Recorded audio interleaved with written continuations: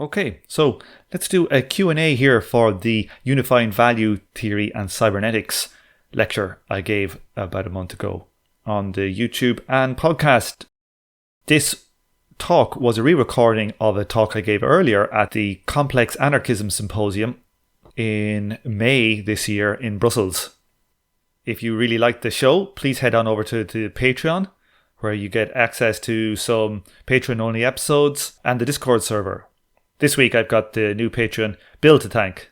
You can also help the book project that this work is based upon, the book I'm writing with my co-author Donal O'Cushla. The website is https://theclasslesssocietyinmotion.com. Okay, let's get to it. The first question. This is one of a few questions from Alex. The first one here is quite a simple one. What would be the equivalent of primary accumulation for the implementation of communal production? So in capitalism, we have this primary, often called the primitive accumulation, where the capitalists did the clearances, they stole the land, they drove the people into the factories, the colonialism, this kind of initial accumulation by the bourgeoisie or the precursors to the bourgeoisie. So what's the equivalent for communism? Well, primary accumulation by the proletariat would be seizing the means of production. Okay, this revolutionary act, just as the bourgeoisie, seized the commons or whatever, the working people seize the means of production and put them under common ownership. Okay, so it mirrors, it's analogous to the capitalist primary accumulation. Okay, question 2. This one from Sour Cherry W2158. I'm not sure I understand the difference between socially necessary labour time and average social production time. They are calculated the same, but I don't know why it would be different under communism. So this is a good question. So, like Sour Cherry has said, that the actual calculation is the same. Like value under capitalism is the average socially necessary labour time needed to create a commodity. So this is like the average embodied labour is the value of a commodity. Now, a use value in communism, the labour time price is the average embodied labour. The same calculation for value under capitalism. But the difference is not in the inverted commas value / labour time price, but the dynamics, the social relations around that calculation. So for example, in capitalism, if you are a more efficient producer, okay, you grab a surplus from the less efficient producers. So you create, the average time to create a shoe is 2 hours. You create it in 1 hour. Okay, you are able to sell your shoes at 2 hours. And you're able to steal surplus from the less competitive producers, less efficient producers. And so surpluses and value redistribute stuff, and this is all a function of private property relations, so that production is done on the basis of private property. Now let's compare this to communism, where all the shoe producers reproduce communally together. So the price of the shoe would still be the 2 hours, but the very efficient firm that's producing, with say new machines in communism that produce in 1 hour, they don't get a surplus. They don't siphon away stuff from the less efficient producers, as was the case, say, in market socialism. What actually happens here is that the price is sufficient for both these firms to reproduce themselves. So the individual, say, firm in communism only gets back what they need to reproduce themselves. So as a totality, they are all reproduced. And you can think about this as like, say, a firm in capitalism that has, say, 2 different divisions, one more profitable than the other. So one can be even loss-making and the other can be highly profitable, and it will keep the loss-making one going. Okay, so that's a good way to think about it. But it's expanding that idea of the firm to all producers in that individual, say, sector. So all the shoe producers together, not too dissimilar to, say, a shoe cartel. Okay, so hopefully that clears that one up. Okay, next. We're on to some cybernetics. This is from 40 Parsecs. They ask, markets have their own algorithmic signals when we look at exchange only, but they notoriously ignore social and political signals, even though economics is deeply interdependent on both. What sort of algorithmic signals from the social and the political world would a grand unified cybernetic system of society use? This is a really, really good question. So, if we look to just like capitalism, just in this kind of abstract, pure form, these algorithmic signals, these kind of pain-pleasure signals, markets have these algorithmic signals. So, there is too much demand for a certain thing. The market tells the producers we need to produce more, and vice versa if there's too little. So we can see these supply and demand signals as algorithmics. Okay. But that is not the totality of, if we look at capitalism as a full system and not just as this abstract economic thing. But if you look to, say, governments in capitalism, they regulate many different things. They use algorithmics for all sorts of things, right? They might do it for environmental regulation or education or healthcare stuff. They do it. Okay, now it's in an antagonistic form because it only does it really to the extent that either the working class is able to force them to pay attention to these algorithmic signals by their class power, or to the extent that these extra economic type signals impact upon capital's ability to reproduce itself. Like the algorithmic signals that get used in capitalism are a function of the class society. And the same would be true of communism, so that the algorithmic signals that people regulate society, that they want to keep this, enormously complex communist society within, a stasis, within keeping it, the system itself in a viable state space, that it would basically regulate all algorithmic signals that aid in this task.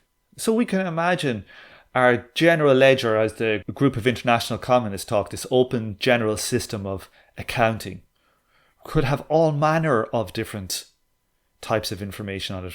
Not simply things like, consumption or production items. This person, bought this shoe for so many labor hours, or this shoe factory consumed so many raw materials and labor power. But it's just a database, essentially.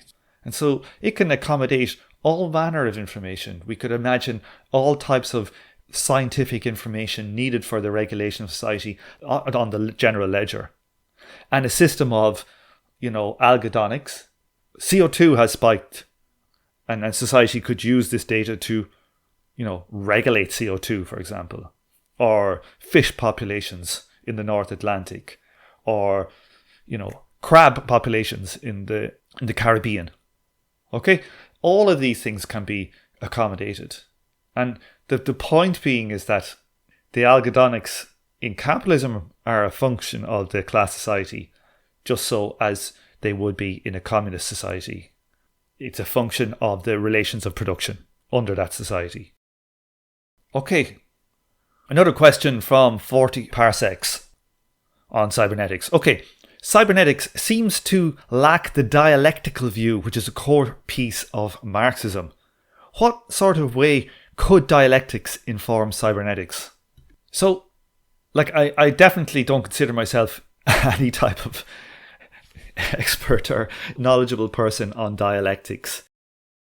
What I would say is that I really am interested in philosophy of science, to the extent that it's a topic that interests me, but I consider myself, a complete novice. So what could I say about this? We are of the opinion that dialectical materialism, or whatever we want to call it, is a kind of an early form of, systems theory. I think the ideas of feedback, they're fundamentally, dialectical in nature that we have in cybernetics. This idea maybe of, becoming, or I'm not sure I have the right even vocabulary here for dialectics, but, if we think about say, modes of production changing, contradictions, going from, hunter-gatherers to agricultural or gardening societies and so on and so forth, all the way up to feudalism and capitalism.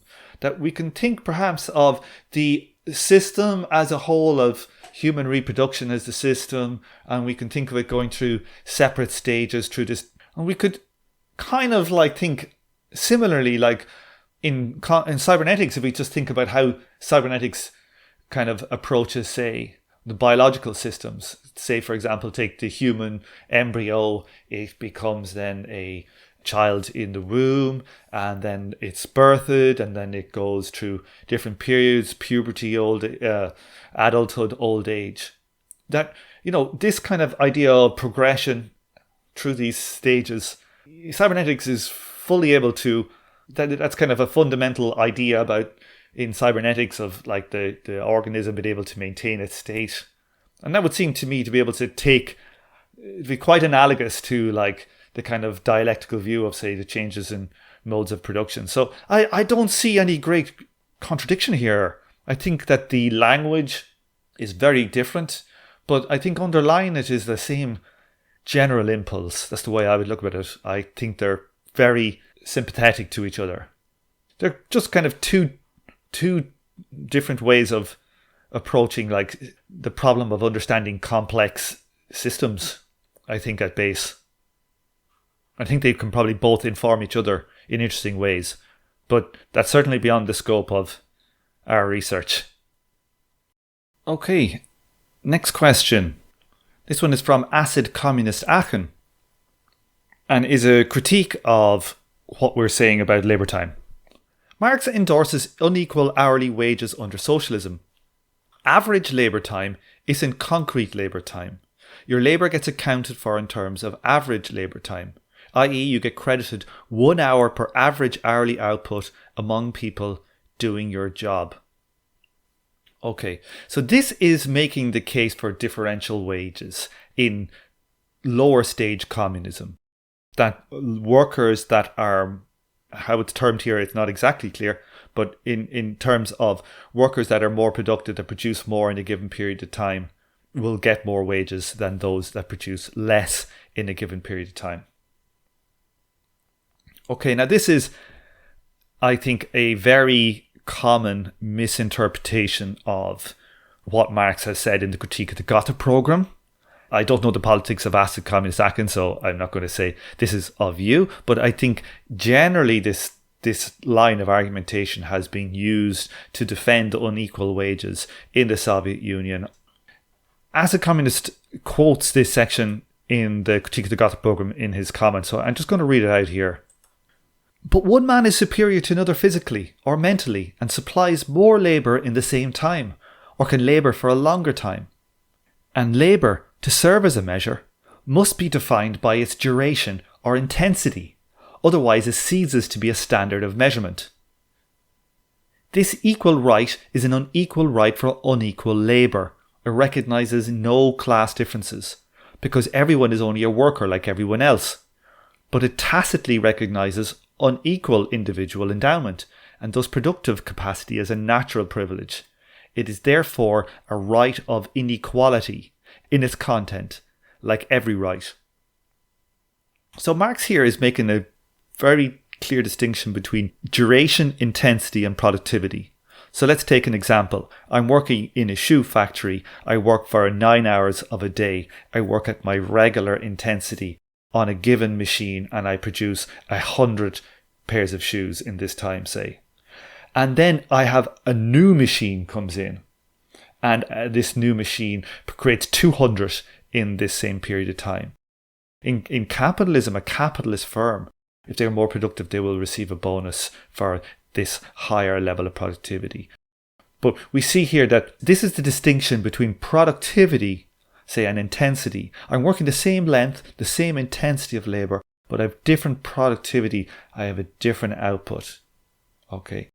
So Marx goes further and talks about not just the productivity, say, of a machine, right, which is something external to the human, but he talks about the natural endowment.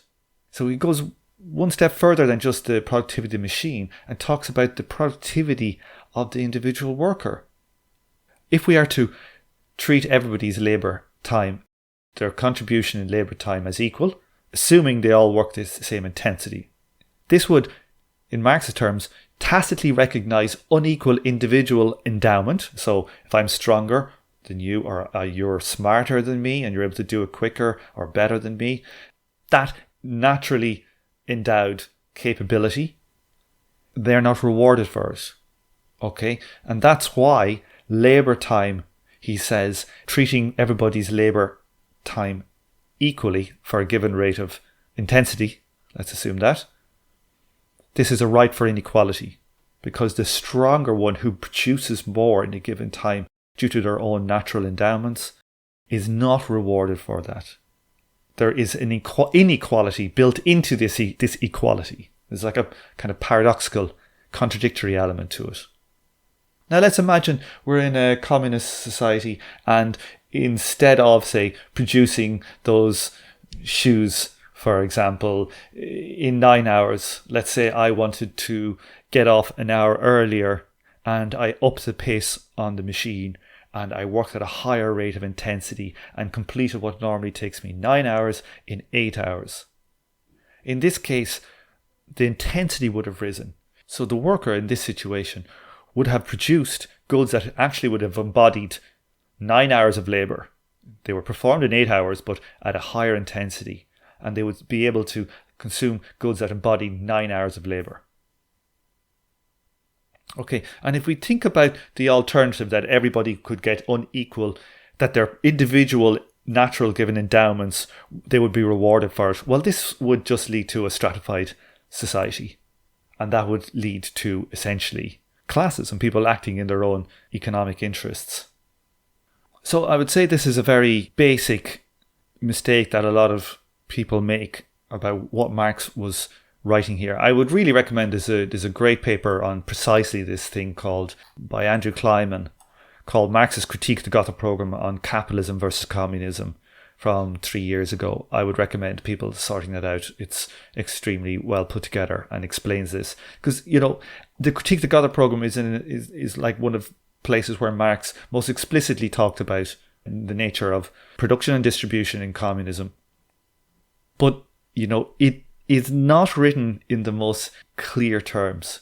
And it has allowed itself, the language that Marx used allows itself, taken out of context, to be used to justify many things.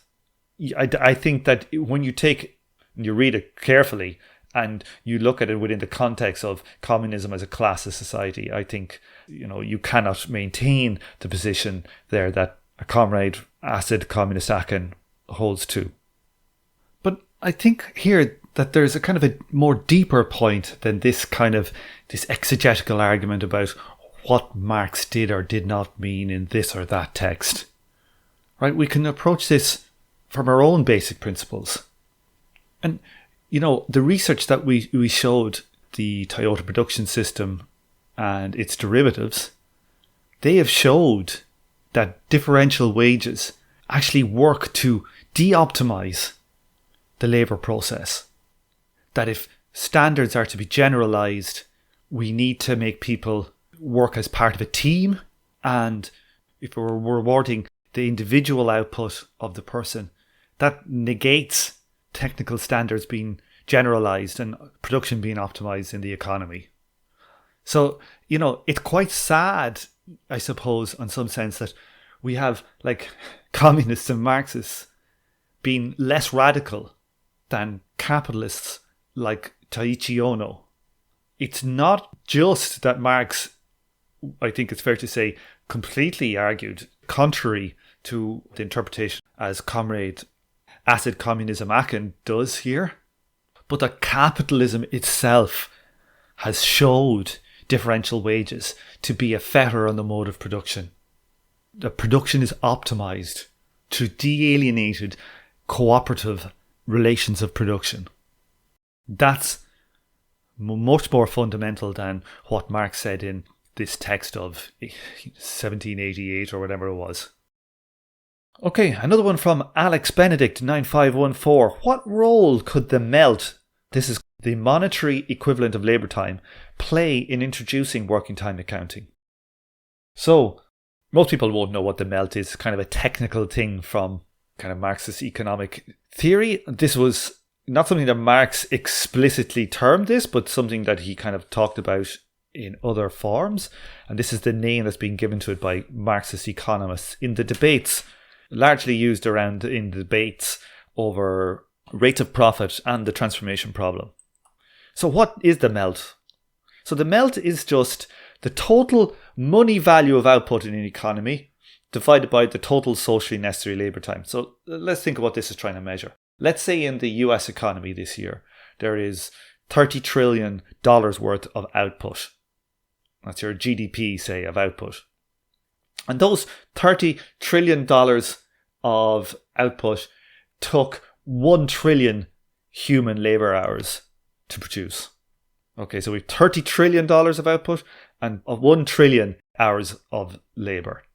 Now, in this scenario, the M.E.L.T would be $30. So what is it trying to get to? It's basically saying, what is the average money content of an hour of labour in this economy? Okay, so the average hour of labour in the American economy today, say, for example, might be $30 of output. Now, let's imagine the scenario where we won the revolution and we have all these capitalist accounts in all these firms, capitalist firms that we've just taken control of. And they have machines that are on the books for worth X amount of $100,000 or £50,000 or 6.3 million yuan, or I was going to say Deutschmark, but it's a long time since there's been a Deutschmark, but whatever. And we now want to transition into a labour time economy. Well, we could use the M.E.L.T as a way of translating the monetary value of all the machinery and stocks, etc., on the books of firms into a labour time total. So a machine that's worth, say, $300,000, if the M.E.L.T was $30, we would say, well, that $300,000 is actually just 10,000 labour hours. So we could use this as a way in the transition to map everything from monetary to labour time amounts. So this is how the M.E.L.T would be used, and it would be very, very useful and necessary tool for setting up the transition to the labour time economy. Okay. Next, another one from Alex.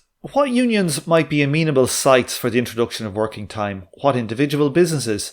Are any labour organisations working on the measurement of social averages of production? Or does this measurement already exist, ready-made in capitalist accounting? Well, we are in touch with a German group called the IDA, and they have worked on building an application to, basically to implement the labour time accounting approach outlined in the Group of International Communist Fundamental Principles of Communist Distribution and Production. And they're doing it in unison with some German cooperatives, as far as I know. They're trying to see if they can get some labour time communal reproduction going amongst some kind of more radical cooperatives. Is there a role really for it in, say, the pre-revolutionary period? Personally, I doubt there is that much role. I think that there's a certain amount of things we could do. We could get applications up and running. We could prepare for transitioning over to labour time accounting and stuff. But could cooperatives using labour time accounting and labour tokens, say, create an ecosystem within capitalism to any great extent prior to a primary accumulation? I think the scope for that is very limited, more for learning purposes perhaps than any true economic impacts. We see these types of ideas bubble up continuously. We have the Venezuelan communes doing elements of this and all that, but they live in a situation where they're starved for access to capital. Okay, to the extent that they could outcompete or be a threat to capital equivalent to the rise of bourgeois capitalist firms within feudal within feudalism. I think I think that's highly unlikely. Another one from Alex. This is his last one. What are your thoughts on Baker's, this is Zoe Baker, the anarchist, 6 primary aspects of communism? I think this is from a recent video that Zoe did called What is Communism on YouTube. Zoe's an anarchist YouTuber. Zoe broke down communism into kind of 6 things. First, self-direction and human development. Second, stateless class of society. Third, collective ownership and control of the means of production. 4, participatory planning. 5, distribution according to need. And 6, the division of labour. So, I think broadly, I would have certainly 5 of the 6 I would have absolutely no argument with. Saying that distribution according to need is a core feature of communism, while Marx, and I think Marx is completely correct, that in the lower stage it is not strictly according to need. That was something that would require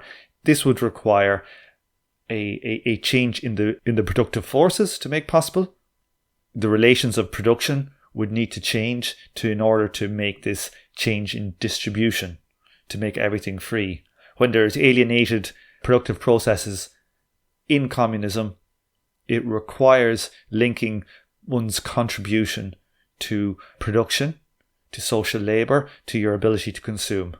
Otherwise, there are people that are consuming off the alienated labour of others, and that's just a change in form of exploitation, and not actually getting rid of exploitation. So I think it's incorrect to say distribution according to need is fundamental to communism. I think it's definitely a part of communism as it develops, but certainly not lower stage communism. But apart from that, I would not have too many arguments. I would have to go and listen to the 70 minutes and make detailed notes to see if there are minor disagreements here or there. So that would be the only major disagreement. Okay. Nolan9977 asks, what role would producers' councils, consumer councils, and AI with this decentralized assisted planning have in communist production? Okay. So this language of producer and consumer councils is the language of Paracon. And, I don't like the language of the consumer councils. This is quite, for me, capitalist ideas of the individual as purely consumers. So we talk about the commune. Okay, we don't call them consumer councils. But to the extent that in our lives we have kind of dual aspects. We have our productive aspects in our, say, work, and we have our consumption aspect, that both sides need to be regulated. And both sides, as a function of cybernetics, have to be regulated at the relevant recursions. So this would imply a structure within producers of councils that is this nested tree structure, and it would require a similar type of structure in consumer councils. Because people live in geographical places, basically 2 parallel trees of nested trees, one of the communes organised geographically, much like Marx talked in Civil War in France, and the producers' councils, organised more along sectoral lines, but also geographically. And this just completely necessitated by the nature of, the cybernetic nature of reality. There's a good quote from the Civil War in France where Marx says, the commune was therefore the political form at last discovered under which to work out the economic emancipation of labour. So the commune he saw as this body, the political body that would lead the transition to communism. But even within communism itself, the commune is like the political form, as opposed to, the economic form, which are the producer councils. The commune also regulates the boundaries within which production occurs. Okay, so we shouldn't be producing these chemicals or these plastics or whatever, and it is able to condition production, and production optimizes itself within these boundaries. Okay, so that's what I would say. The role of AI, AI is, it's a tool that might help like any other tool. I'm highly skeptical of AI and its uses so far. The problem, remember, is not computational resources or technical capacities for this. The problem is the social relations of production. Okay, we need to sort out a social relation production. Could we have communism without AI? Yeah, totally. Could we have communism without computers? Absolutely. Capitalists were able to do capitalism on pen and paper accounts. Okay, there is no reason why communists couldn't have done exactly the same thing. And this actually answers the next question from the What. Is it possible in the present moment for an average Joe like myself to learn a pen and paper system for labour time accounting? And I think, yeah, completely. I think it's no different than money accounting. It's exactly the same. I remember in school I did my Leaving Cert exam in accounting, pen and paper, balance sheets, all this stuff. And the only essential difference is one is in terms of labour hours and the other is in terms of money. In the book, we will be kind of interrogating this in quite some detail, the links between, say, value theory and modern accounting practices and how they completely agree with each other, and what that can tell us about perhaps the role of learning from the accountants about how to run communism. Okay, next. This is an interesting question from Aike3121. How much of the functioning of this communist system hinges on the labour theory of value being the true theory of value in our capitalist economies? If labour turns out not to explain prices and profits in capitalism, is it still plausible to use labour time as the unit of account in communism? Would labour time accounting sound feasible to someone who rejects the labour theory of value? Okay, so this is an interesting point. Aike talks here of some economists like Steve Keen, who basically thinks that machines also create value and rejects this idea that it's only human labour creates value. Now, I would recommend for somebody who finds these arguments convincing to think about the extreme cases of when there is no labour and just machines, and a situation where there is just labour and no machines, to counterpose the two. Now let's imagine a building site. Looking at my window here, there's a building site in the distance. Now imagine nobody turns up in the morning for the next 5 years. No one turns up to do anything. Now what will happen to all that fixed capital and cranes and cement bags and iron scaffolding or whatever? Like, what will happen? It would rust and it would deteriorate. Okay? No building will be created. No value will be created when there is zero labour there. Okay, now then imagine the case where we have a production process where there is zero fixed capital and just human labour. Let's imagine, say, the case of walking down a lane and there are wild blackberries and you pick the wild blackberries and you try and sell them to somebody.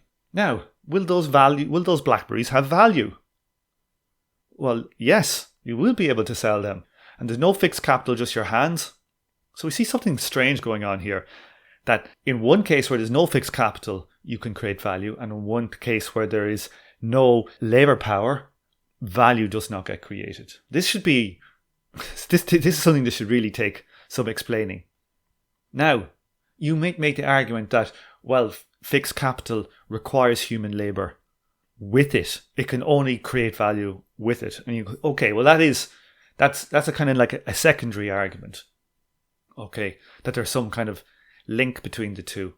But when it comes to science more generally, a very good rule of thumb is Occam's razor, right? How many assumptions do you need to explain a whole series of data?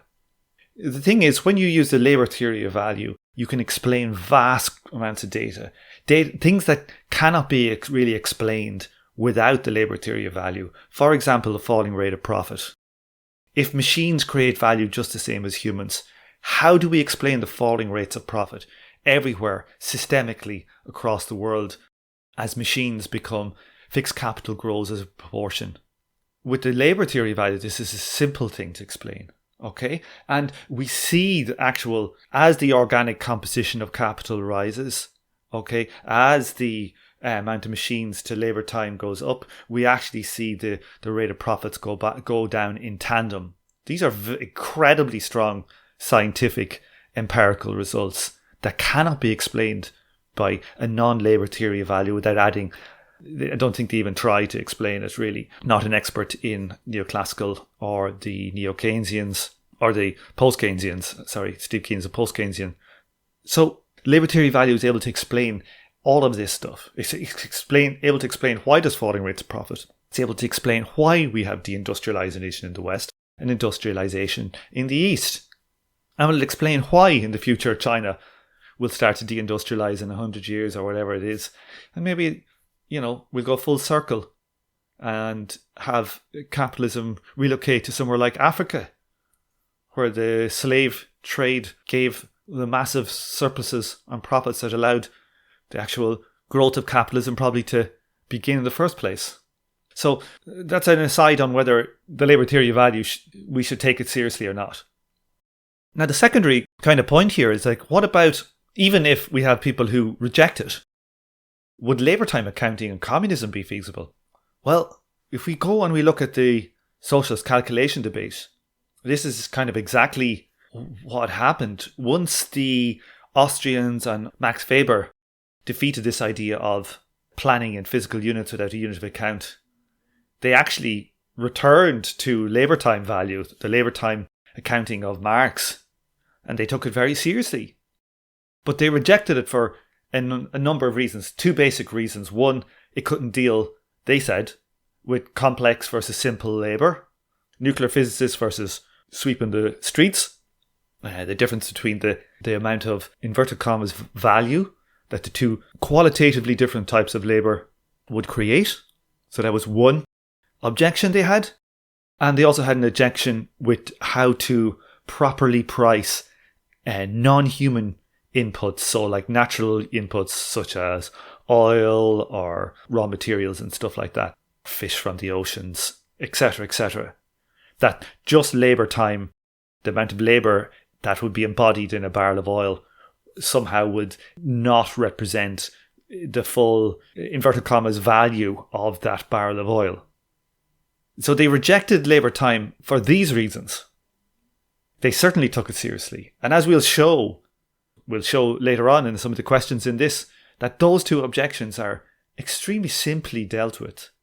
So that if we answer the arguments of, these arch-capitalist ideologues like von Mises and Hayek, if we answer their critiques of labour time, well then, you have to take it seriously, because they took it seriously enough in the first place.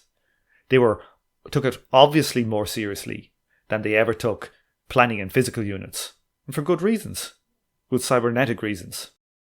So there's more on this. If people want to go into the depths on this stuff, socialist calculation debate and cybernetics, you should have a look at a previous lecture on the channel I did a few months ago on cybernetic socialism in the 21st century. Okay, another question. This one's from Misha Takes L's. We all take L's, Misha. Don't worry about that, you're not alone. You said that the matter of pricing natural inputs with different levels of scarcity is a trivial task, but how would society actually accomplish it? So this is getting on to exactly just the previous question, what we were talking about, the scientific calculation debate and whether labour time can be taken seriously by people who don't agree with value theory for whatever reasons they may say.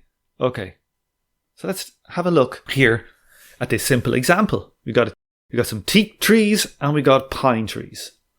So how do we account for non-reproducible nature-given factors of production?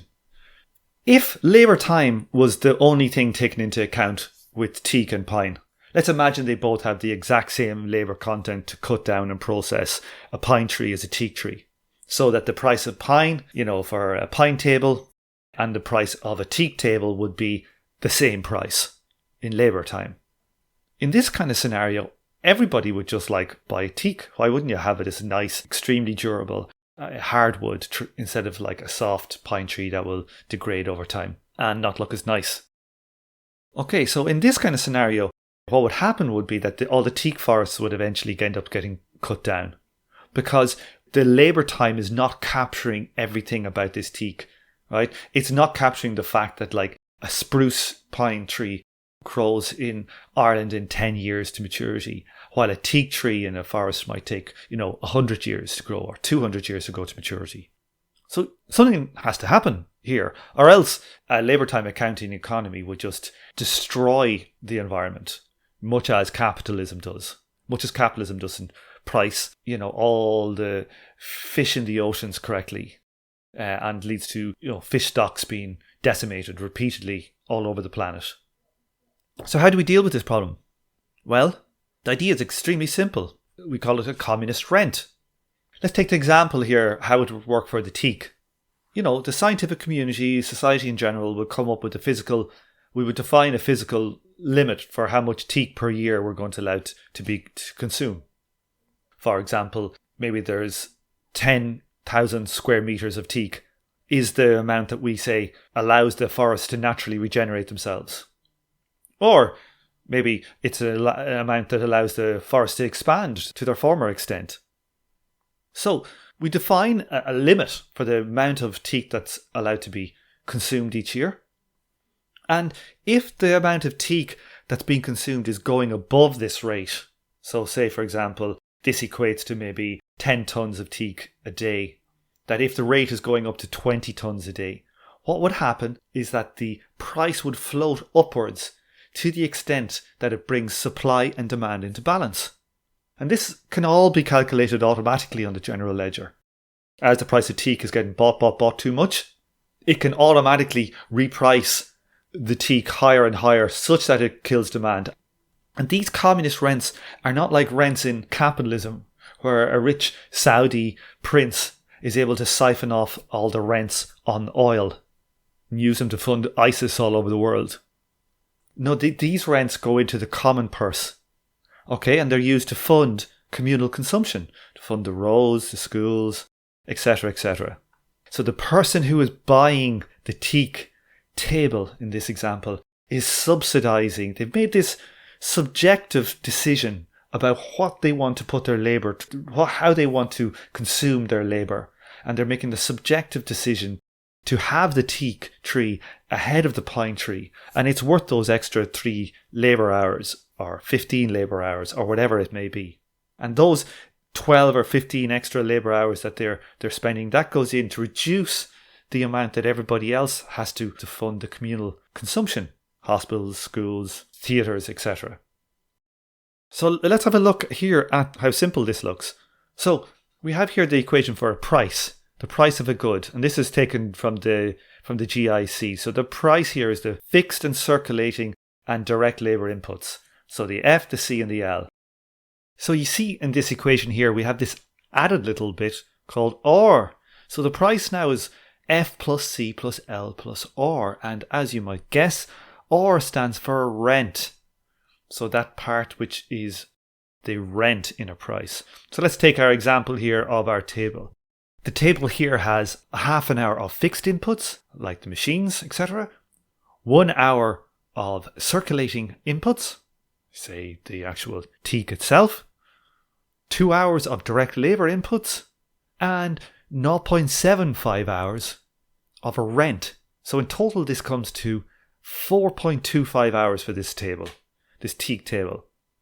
That's equal to 3.5 L and 0.75 R. That's the way we kind of call it. So we have just the labour stuff, 3.5 hours, and our rent, 0.75 to quarters of an hour. So this chimes in with like Marx's idea of wealth as opposed to value. This distinction he makes here. So we're trying to grasp in some level, somehow incorporate the notion of wealth into our prices. This distinction between like value, only being the labour content. So here's an interesting quote from Capital Volume 1, Chapter 15, Machine and Modern Industry. The two sources from which all wealth springs, earth and the worker. So we see money is able to capture this sometimes. It's able to capture this scarcity of a natural input. Labour time has to be able to accommodate this too. Or if not, it will just lead to the ecological destruction we see in capitalism. Now, capitalism for example, doesn't really systematically try and incorporate these kind of limits, but it does in cases. Okay, we see it happening in, say, Europe, where we have got fish quotas. What's the limit of cod catch you can do? This actually causes there to be a rent price on the cod to prevent and stabilize stocks, although it does this extremely badly. Now, people might say, well, these rents, they don't work under capitalism, so why should we think they work under communism?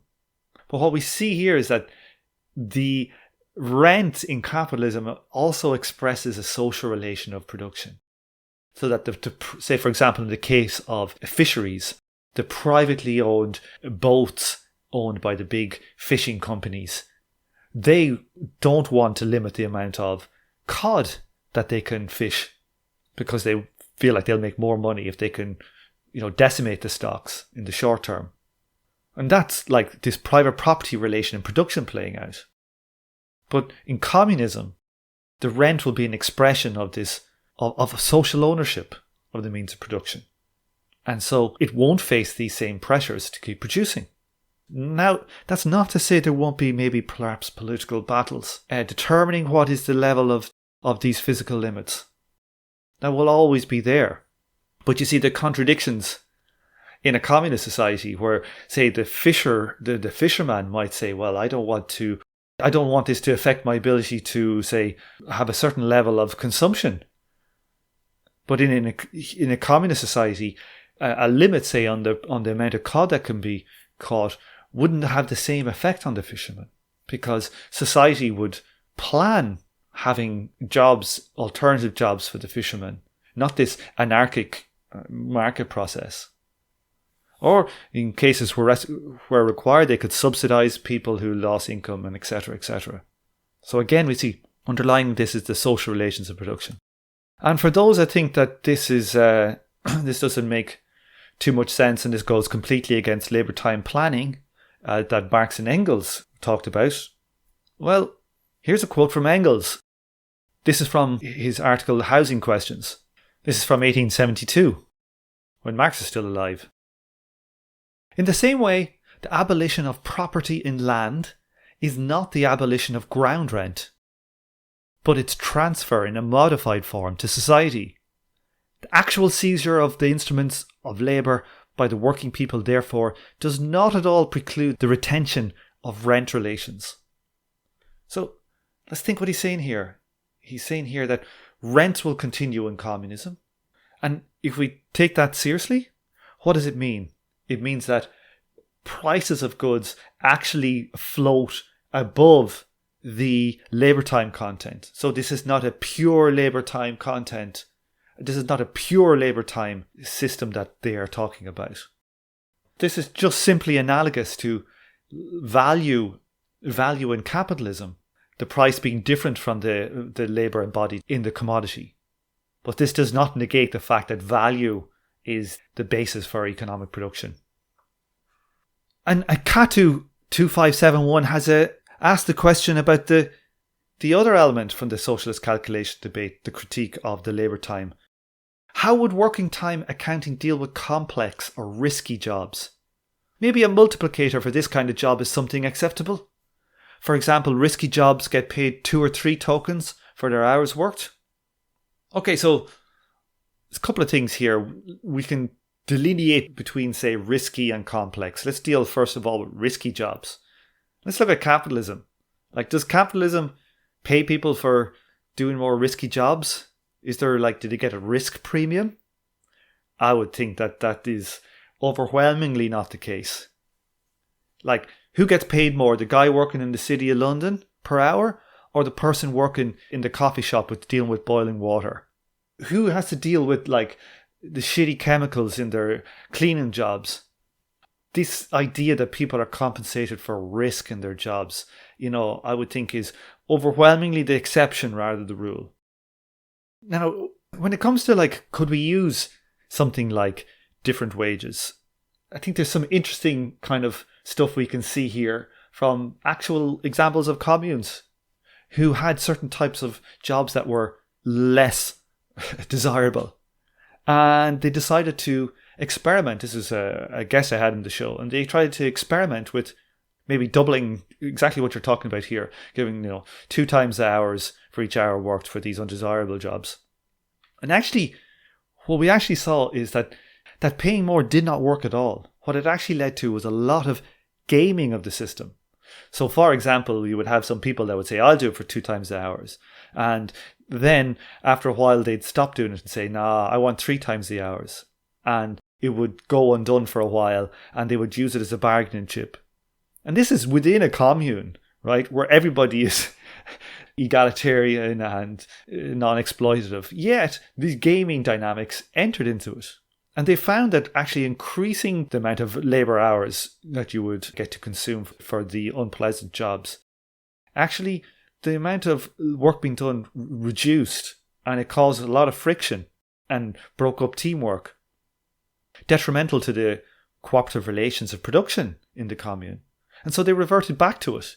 And they basically ran a system of where everybody just had to take their turn doing the crappy jobs. I think this is a fundamental kind of communist egalitarian principle, as fundamental as this exchange of equivalence, where you work 1 hour, you're rewarded for your social labour with consumption that embodies the same amount of labour that you contributed. That people have to perform their fair share of the undesirable work as a general communist principle. And I think this is absolutely fundamental to the reorganization of production in a society. Because if the CEO of a capitalist firm had to clean the toilets, take their turn clean the toilets, I can guarantee you that the toilet technology will be very different in capitalism. It's true, everybody having to do their fair share of the drudge work, dangerous work, or whatever type of work, is that society, it is only through this that society will actually get to the higher stage of communism, where it eliminates the alienating and these degrading types of work. So I think it's a fundamental element. This is why we would reject, these are the reasons why we would reject differential wages for these types of jobs, as well as the basic problems of differential wages leading to stratification of incomes and class dynamics, etc., etc.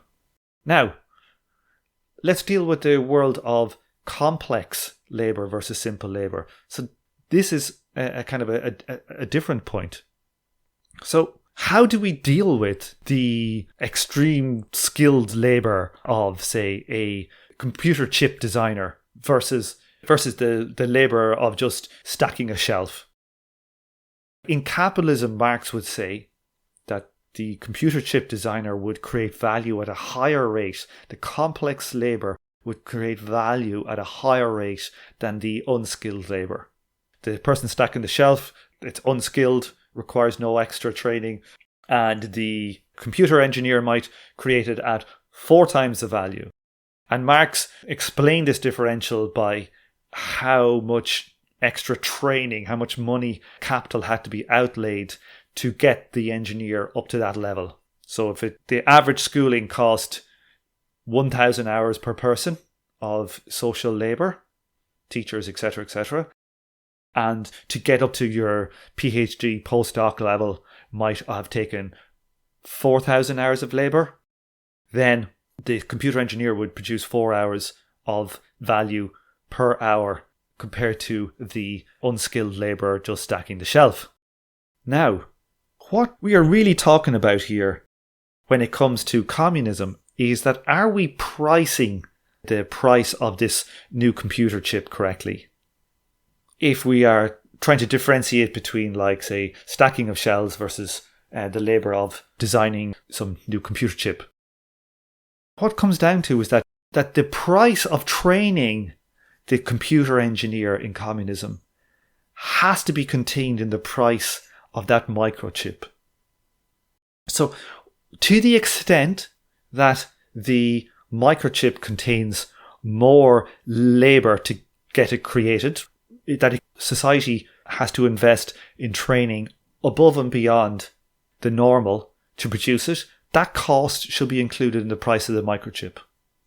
So let's kind of look here at an example. So here we have our price equation again. Now let's have a look at it here. We say price, as you saw before in the previous example.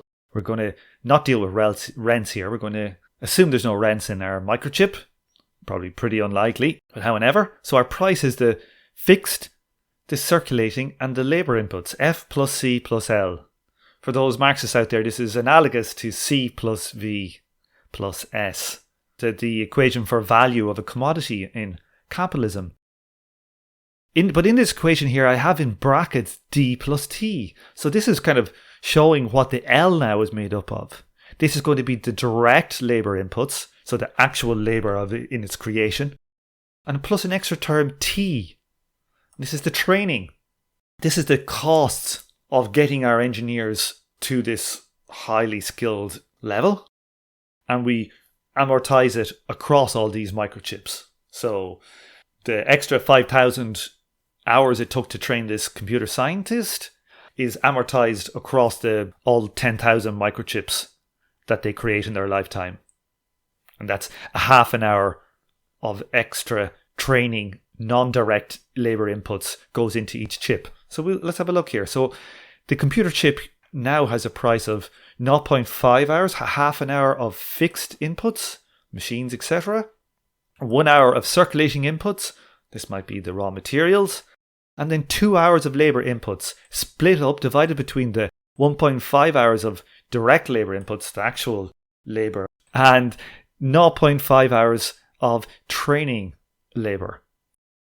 So in total here we see the computer chip is 3.5, it contains 3.5 hours of labour.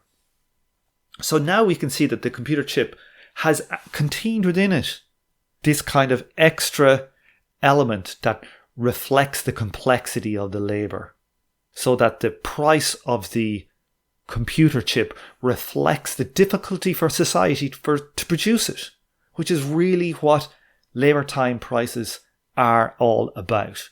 How difficult something is to do, how difficult something is to make, whether it's a product or a service, how much labour goes into it. And so if we're going to price the computer chip correctly, we need to include all the labour it took to get to that position, above and beyond the standard amount of education that everybody gets. Okay, so this is very, very simple thing to do. All the costs of creating a computer engineer is all sitting on the general ledger.